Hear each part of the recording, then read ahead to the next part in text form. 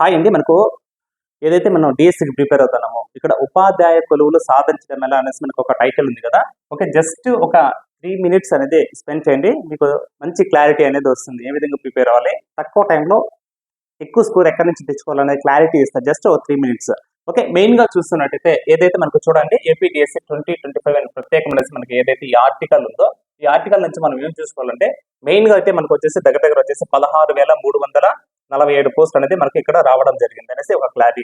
అదే విధంగా ఇక్కడ చూస్తే గన ఓకే. ఎస్‌జీటీలో వచ్చేసి మనకు 6,599 పోస్టులు. స్కూల్ అసిస్టెంటే ఎక్కువ. అంటే 7,487 పోస్టులు ఉన్నాయనేది మనకు ఇక్కడ ఓకే. అదే విధంగా ఎడ్యుకేషన్ క్వాలిఫికేషన్స్ అన్ని మనకు తెలుసు. వాటితో పని లేదు. అదే విధంగా ఇక్కడ చూడండి ఏజ్ ఓకే. మనకు ప్రెజెంట్ ఇచ్చింది 18-44. ఓకే. అదే విధంగా తర్వాత ఎవరైతే ఉన్నారో 49, 54 అనేసి ఓకే. వివిధ కేటగిరీల వైజ్ గా ఇవ్వడం జరిగింది. దాంతో పక్కన పెట్టేద్దాం మనం. అదే విధంగా దరఖాస్తులు వచ్చేసి మనకు ఏప్రిల్ 20 రావడం జరిగింది. ముగింపు వచ్చేసి ఈ రోజు మే 15 అనమాట. ఓకే.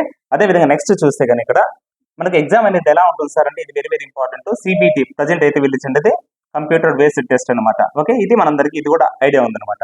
అదే విధంగా ఎగ్జామ్స్ ఎప్పుడు స్టార్ట్ అవుతాయంటే జూన్ 6 నుంచి జూలై 6 మధ్యలో జరిగిపోతాయి అనేసి వీళ్ళు ఇక్కడ మెన్షన్ చేయండి ప్రజెంట్ అయితే. ఓకే. హాల్ టికెట్స్ ఎప్పుడు సార్ అంటే మనకు ఈ మంత్ లాస్ట్ మే 30th మీకు హాల్ టికెట్స్ కూడా డౌన్లోడ్ అవుతాయి. ఓకే. ఇది దీనికి సంబంధించి ఇంకా ఎవరైనా కానీ మీరు డిఎస్సికి ఈ ఒక్క రోజులో అప్లై చేసుకోకంటే కన్నా అంటే ఈ రోజు అంటే మే 15 చేయకంటే కన్నా ఖచ్చితంగా చేసుకునేసేయండి. ఇన్ కేసు కొందరు స్కూల్ అసిస్టెంట్ వాళ్ళు అయితే కన్నా మీరు టెట్కు సంబంధించి ఓకే మార్క్స్ క్వాలిఫై కాకుండా కూడా okay previous hall ticket number పెట్టేసి మీకు క్వాలిఫై మార్క్స్ చేసుకొని సబ్మిట్ చేయండి. ఫర్దర్ ఏదన్నా అంటే ఎగ్జామ్ జరిగేదానికి కొద్దిగా గ్యాప్ వచ్చిందంటే కన్నా మీకు ఖచ్చితంగా హెల్ప్ఫుల్ అవుతుంది అని అనుకుంటా. చాలా మంది ఆ విధంగా చేస్తున్నారు. ఓకే. జస్ట్ ఇన్ఫర్మేషన్ అంతే. ఓకే. నెక్స్ట్ చూస్తే కానీ ఇక్కడ ఏపీడిఎస్సి సిలబస్ అనేది ఇక్కడ ఇవ్వడం జరిగింది అండి. ఇక్కడ చూడండి ఎస్జిటికి సంబంధించి ఏమంటే ఓకే ఎస్జిటి వాళ్ళు గుర్తుపెట్టుకోండి. మెయిన్ గా ఎస్జిటికి సంబంధించి ఏ విధంగా మీ ప్రిపరేషన్ ఉండాలంటే కన్నా చూడండి general knowledge and current affairs మీద 8 మార్క్స్ ఉంటాయండి. ఓకే. మీకు తెలుసు ఆ విధంగా జనరల్ నాలెడ్జ్ కరెంట్ అఫైర్స్ కు 8 మార్క్స్. అవి ఎలా చదవాలి మనం అదే విధంగా నెక్స్ట్ పర్స్పెక్టివ్ ఇన్ ఎడ్యుకేషన్ వచ్చేసి 4 marks. Okay. Perspective in education 4 marks. Okay. Education psychology ఏదైతే ఉందో ఒక 8 మార్క్స్. Education psychology 8 marks.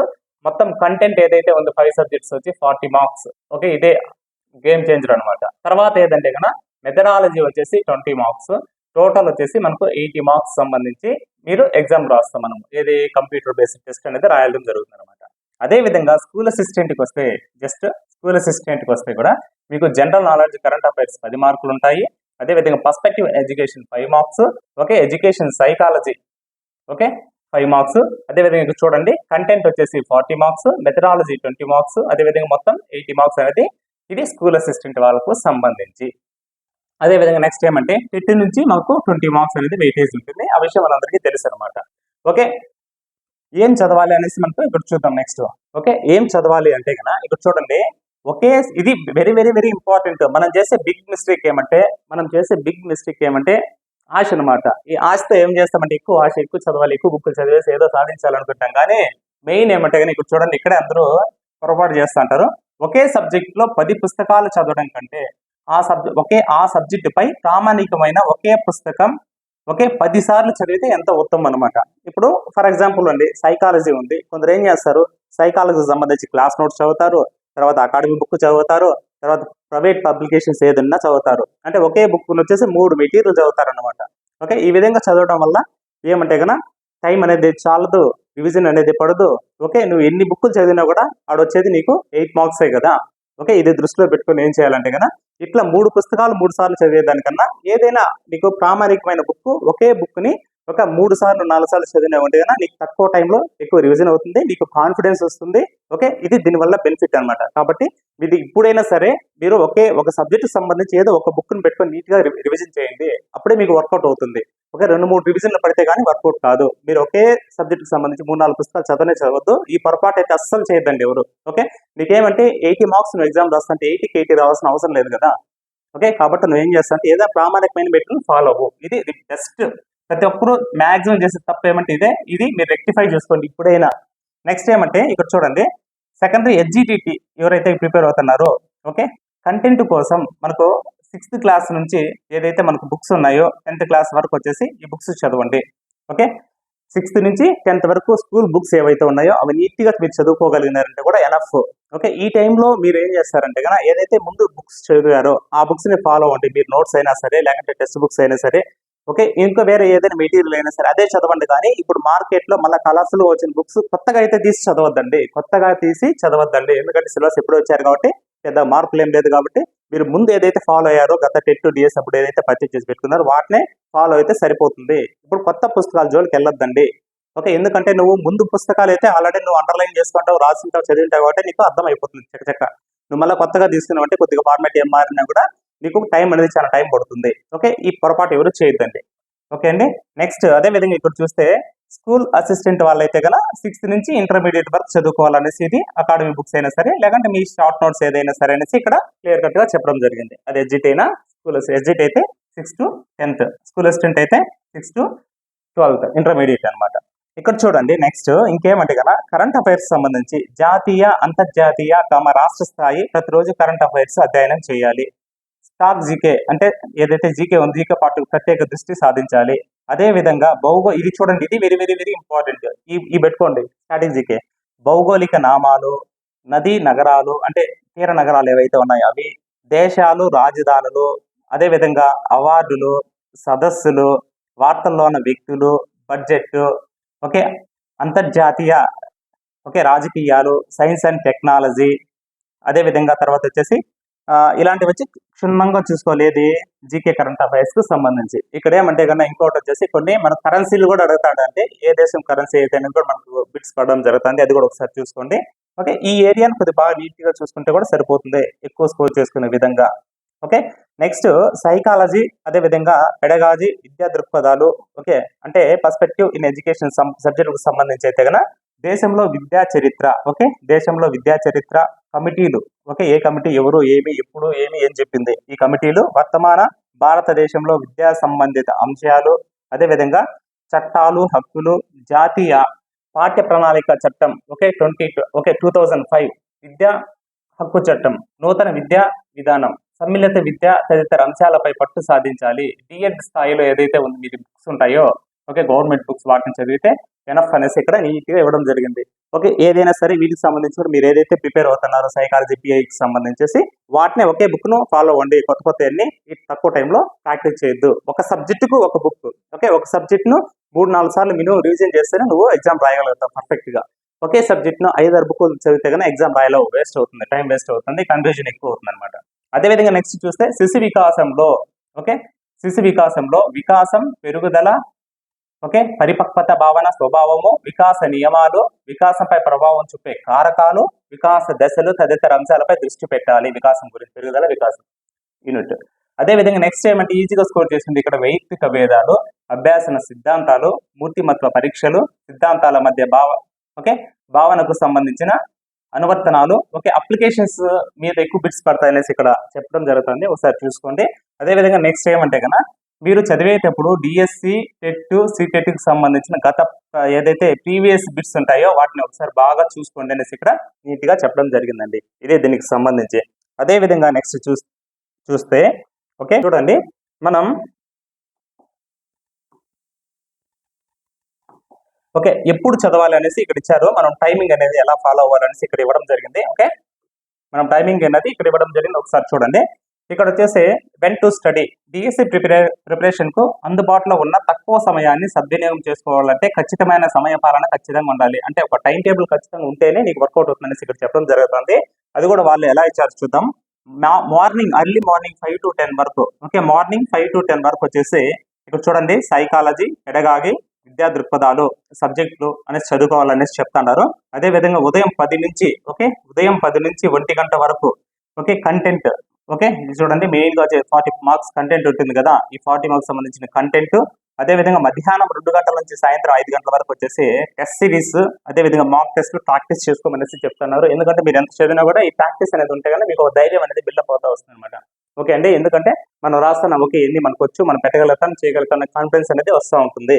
అదేవిధంగా సాయంత్రం 5 గంటల నుంచి రాత్రి 10 గంటల వరకు వచ్చి సులభమైన పాఠ్య పుస్తకాలు ఏదైతే జీకే కరెంట్ అఫైర్స్ చదివేలా సమయాన్ని కేటాయించుకుంటే మీ ప్రిపరేషన్ ముందు కొనసాగించాలి అనేసి ఇప్పుడు చెప్పడం జరిగింది అనమాట. ఇక్కడ చూడండి మార్నింగ్ 5 to 10 వచ్చేసి ఏం చదవమన్నారు, సైకాలజీ, పెడగాగి, విద్యా దృక్పథాలు. అదేవిధంగా 10 గంటల నుంచి 1 గంట వరకు వచ్చేసి కంటెంట్ ఏదైతే 40 మార్క్స్ ఉందో ఆ కంటెంట్ చూసుకోండి. అదేవిధంగా నెక్స్ట్ వచ్చేసి 2 గంటల నుంచి సాయంత్రం 5 గంటల వరకు వచ్చేసి మీరు నచ్చినటువంటి మీరు ప్రాక్టీస్ ఏదైనా బిట్స్ ఉంటే ప్రాక్టీస్ చేయండి, మాక్ టెస్ట్ రాసుకొని ఇచ్చేసుకోండి. నెక్స్ట్ వచ్చేసి నైట్ వచ్చేసి జీకే కరెంట్ అఫైర్స్ ఇలాంటివి సులభంగా ఉన్నట్టు చదివినారంటే కనుక మీకు కొద్దిగా బాగా ఈజీగా ఉంటుందనేసి ఇక్కడ మనకు రావడం జరిగింది. అదేవిధంగా ఎక్కడ చదవాలి అంటే కనుక ఇక్కడ మామూలుగా ఏమంటే చదవడానికి సానుకూలమైన వాతావరణం ఎంపిక చేసుకోవాలి. నీకు ఎక్కడ ఏది నచ్చితే అది కావచ్చు. ఓకే, చెట్ల కింద లేకపోతే మీకు ఎక్కడ కన్వీనియంట్గా ఉంటే ఎక్కడ అనమాట. అదేవిధంగా సౌలభ్యవంతంగా చదవడానికి పబ్లిక్ లైబ్రరీలు. ఓకే, ఇంకోటి ఏమంటే కన్నా పబ్లిక్ లైబ్రరీలు, స్టడీ హాల్స్ ఇవి ఉంటాయి కదా. మనకేమంటే కన్నా నువ్వు ఒక్కనివే చదివేదానికన్నా పక్కన నీతో పాటు 10 మంది చదువుతా ఉంటే ఏమవుతుందంటే వాళ్ళని చూసి నువ్వు మోటివేట్ అవుతావు, నీకు అర్థమవుతుంది ఒక కాంపిటీషన్ ఎంత ఉంది, పక్కన ఎంత కష్టపడతాడు. ఈ కంపారిటివ్తో ఏమవుతుందంటే నువ్వు కూడా ఆటోమేటిక్గా చదవడానికి ట్రై చేస్తావు. అదే నువ్వు సింగిల్ గా పక్కన కూర్చొని చదువుతా ఉంటే ఏముందులే అనేసి కొద్దిగా నెగ్లెక్ట్ భావంతో ఉంటాడు అంటే మనిషి సహజంగా. కాబట్టి మీకు అందుబాటులో ఏదైనా లైబ్రరీకి వెళ్ళండి. స్టడీ హాల్స్ అంటే ది బెస్ట్. నేరుగా మీకు కూర్చొని నెంబర్ ఆఫ్ మెంబర్స్ అక్కడ ప్రిపేర్ అవుతా ఉంటారు కాబట్టి వాళ్ళని చూసి ఆటోమేటిక్గా నువ్వు ప్రిపరేషన్ అనేది పెంచుకుంటూ వెళ్తుంటావు. అదేవిధంగా చూడండి, ప్రశాంతంగా రివిజన్ చేసేందుకు ఇంట్లో ప్రత్యేకమైన గదిలో కూర్చోండి. మీరు ఎప్పుడైనా సరే ఏదైనా ఒక టాపిక్ రివిజన్ చేసేటప్పుడు క్లమ్జీగా ఉండే ఏరియాలో పక్కన టీవీలు పెట్టుకొని చూస్తూ ఉండడం, సాంగ్స్ పెట్టుకొని వింటాడు, ఇట్లా పనులు అయితే చేయొద్దండి. రివిజన్ చేసేటప్పుడు వచ్చేసి నువ్వు ప్రశాంతంగా ఒక రూమ్ లో నీతో పాటు ఎవరు ఉండకూడదు, మొబైల్స్ అన్ని సైలెంట్ పెట్టి పక్కన పడేసి నీట్గా వచ్చేసి స్పీడ్ గా చూసుకుంటూ వెళ్ళిపోవాలన్నమాట. ఆ విధంగా రివిజన్ చేస్తే నీకు బాగా గుర్తుంటుంది. ఓకే, రివిజన్ చేసేటప్పుడు కూడా వచ్చేసి నువ్వు పక్కన ఇలా టీవీ పెట్టుకొని చదువుతూ ఉండడం, పక్కన ఫ్రెండ్స్ తో మాట్లాడి చదవడం, పేపర్లు తిప్పితే యూజ్ ఉండదు. ఇది గుర్తు పెట్టుకోండి. అదేవిధంగా ఇంకోటి ఏమంటే very very very important, social మీడియాకు దూరంగా ఉండండి. ఓకే, నువ్వు మొబైల్ ఎప్పుడు వచ్చేసి నీ సైలెంట్ లో పెట్టేసి పక్కన పెట్టేసేయండి. ఎందుకంటే నువ్వు బాగా కరెక్ట్ గా చదివే టైంకి ఎవరో ఫోన్ చేస్తారు, లేదంటే ఏదో డిఎస్ ఒక న్యూస్ అని రావడం జరుగుతుంది, లేకంటే కానీ ఏదో ఇలాంటి నోటిఫికేషన్స్ రావడం వల్ల మనం డిస్టర్బ్ అవుతా ఉంటాము. కాబట్టి ఏం చేయాలంటే మనం చదివేటప్పుడు వచ్చేసి మొబైల్ అనేది నీ కంట్రోల్లో ఉండాలి. నీ కంట్రోల్లో ఉంటేనే నీ సక్సెస్ నీ దగ్గరకు వస్తుంది అనమాట. మొబైల్ వచ్చేసి నువ్వు చదివేటప్పుడు సైలెంట్ పెట్టి పక్కన పడేసేయాలి. నువ్వు మళ్ళీ పూర్తి చేసి ఎప్పుడు మధ్యాహ్నం లేదా ఈవినింగ్ ఒకసారి చూసుకునే విధంగా ప్లాన్ చేసుకోండి. మీరు పదే నిమిషానికి గంటకి మొబైల్ చూస్తుంటే ఖచ్చితంగా డీవియేట్ అవుతారు. నీ మొబైల్ సైలెంట్ పెట్టి పక్కన పడేసేయి. నీకు అవసరమా మధ్యాహ్నం ఒకసారి చూసుకో, మార్నింగ్ ఒకసారి, మధ్యాహ్నం ఒకసారి, నైట్ ఒకసారి, అంతే 3 సార్లు చూసి పక్కన పడేసేలా. ఓకే, మొబైల్కి ఎంత దూరంగా ఉంటే మీ విజయానికి అంత దగ్గర అవుతారండి. ఈవెన్ అంటే క్లాసెస్ ఇలాంటివి వినడం తప్ప ఓకే ఇలాంటివి ఉపయోగించుకోండి. కానీ ఓకే సోషల్ మీడియాలో వచ్చే న్యూసెస్, అప్డేట్స్ వాటి మీద అయితే మీరు డిపెండ్ అవ్వద్దు. ప్రజెంట్ బాగా ప్రిపేర్ అవ్వండి. అదేవిధంగా ఇక్కడ ఏమంటే స్మార్ట్ గోల్స్ అనేసి కూడా ఒకటి ఇవ్వడం జరిగింది. స్మార్ట్ గోల్స్ ఇది కూడా మెయిన్. ఈ స్మార్ట్ గోల్స్ అంటే ఏమంటే కనుక ఇక్కడ చూడండి, స్మార్ట్ గోల్స్ స్పెసిఫిక్ అంట. చదివిన విషయం పట్ల స్పష్టత ఉండాలి. అంటే నువ్వు ఇప్పుడు ఒక టాపిక్ చదివిన అంటే ఏం చదివినా అనేది ఒక అవగాహన నీకు ఉండాలన్నమాట. ఓకే, ఫలానా చదువుతా ఉండా, ఓకే దీంట్లో నుంచి ఇన్ని మార్క్స్, ఓకే ఇంత సబ్జెక్ట్ కవర్ అవుతుందనే ఒక ఇది ఉండాలి, నీకు ఒక ఐడియా ఉండాలి. అదేవిధంగా మెజరబుల్, రోజుకి ఎంత చదివామో పరిశీలన చేయాలి.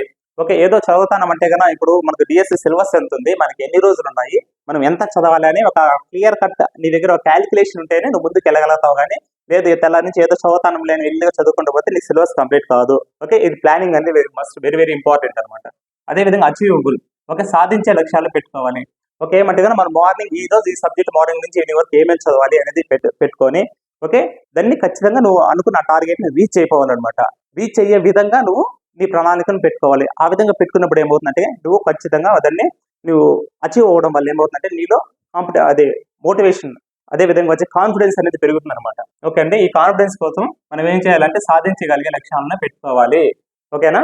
అదేవిధంగా నెక్స్ట్ డిఎస్సి పరీక్షకు సంబంధించిన విషయాలపైన దృష్టి పెట్టాలి. ఓకే రిలవెంట్ నీకు ఓకే అండి. ఇప్పుడు ఏమంటే మనకు ఏం కావాలి, మన సబ్జెక్ట్స్ ఏమి మన దగ్గర ఏం మెటీరియల్ ఉంది వాటిని ఒక ఆర్డర్లో పక్కన పెట్టుకునేయాలి. అనవసరమైన మెటీరియల్ అంతా తీసి పక్కన పడేసేయాలి. నీకేమంటే కానీ నీ దగ్గర నీకు సంబంధించిన మెటీరియల్ మట్టుకి నీ ముందు ఉండాలి. ఓకే నువ్వు చదువుకున్న యాక్సెస్ మెటీరియల్ అంతా పక్కన పడేసి వాటి మీద ఫోకస్డ్గా చదవండి, అప్పుడే వర్కౌట్ అవుతుంది. ఓకే మిగిలిన విషయాల గురించి, అనవసరమైన విషయాల గురించి, బయట జరిగే వాటి గురించి మీరు ఆలోచించొద్దు ఈ తక్కువ సమయంలో. ఓకే నెక్స్ట్ ఏమంటే కదా టైం బౌండ్, సమయపాలన పాటించాలి. ఓకే మనం మార్నింగ్ నుంచి ఈవినింగ్ వరకు మీరు ఏదైతే చదువుతా ఉంటారో దాన్ని ఆ టైం టు టైం అనేది మీరు సమయపాలన పాటించాలి. ఆ విధంగా ఈ ప్లానెట్ ప్రకారం చదివితే ఈజీగా వర్కౌట్ అవుతుంది. మీరు టైం అనేది పాటించుకున్నా ఓకే మీరు వేసుకున్న టైం టేబుల్ వచ్చేసి పాటించుకున్న పోతే కన్నా ఒక రోజు మిస్ అయిందంటే ఆటోమేటిక్గా డివేట్ అయిపోతారు. ఇవి దీనికి సంబంధించి ఈ విధంగా చేసుకోండి. ఇంకొకటి ఏమంటే కన్నా స్టడీ టిప్స్ అనేది కొద్దిగా ఉంది, ఇది ఒకసారి చెప్పేస్తా చూడండి. ఇది మెయిన్ ఇంపార్టెంట్. ఏమంటే సాధ్యమైనంత వరకు సొంత నోట్స్ ఇంతకుముందు మీరు ఏదైనా తయారు చేసుకుంటే దాన్ని రివిజన్ చేసుకుంటే కన్నా మీకు తొందరగా రివిజన్ అవుతుంది, రీకాల్ అవుతుంది, సక్సెస్ అవుతారు. ఓకే మెటీరియల్ బాగా చదవండి, మీరు రాసుకోండి. ఓకేనా. అట్లా కాక ఎక్కువ సార్లు పునరావృతం చేయండి. ఓకే, మీరు ఏం చేస్తారంటే అదే పునరావృతం అంటే మీరు 1-2 సార్లు రివ్యూ చేసి ఫస్ట్ నీ 1 or 2 టైమ్స్ చదివినప్పుడు కొద్దిగా టైం ఎక్కువ తీసుకుంటుంది, కానీ నువ్వు 3rd, 4th టైం చదివేటప్పుడు చాలా హెల్ప్ఫుల్ అవుతుంది. నువ్వు ఏదైతే 3rd, 4th టైం చదువుతావో అదే నువ్వు ఎగ్జామ్లో రాయగలుగుతావు. ఓకే ఓకే అండి. నెక్స్ట్ ఇక్కడ చూడండి, చదివిన విషయంను మననం చేసుకోండి. మీరు ఏదైతే చదివారో కీ పాయింట్స్ అన్ని ఒకసారి గుర్తు చేసుకోండి, లేదా ఒక రఫ్లో పైన రాసుకోండి కీ పాయింట్స్. అదేవిధంగా కష్టమైన భావనలు, దత్తాంశాలు గుర్తు చేసుకోవడానికి నోట్స్ రాసుకోండి.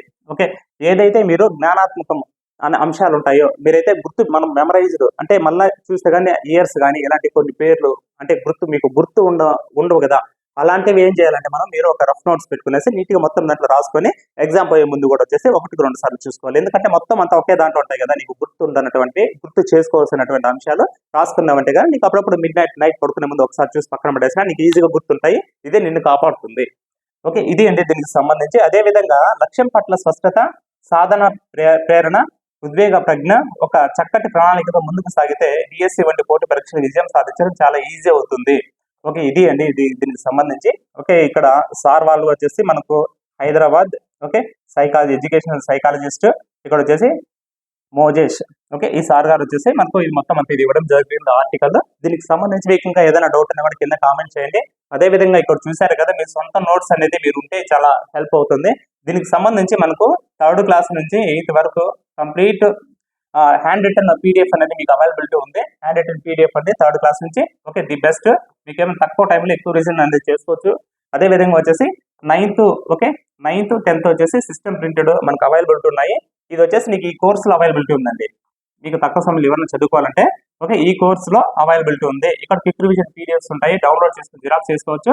మీకు వీడియోస్ కూడా ఎక్స్ప్లెయిన్ చేసి ఉంటారు 40 మార్క్స్ సంబంధించి.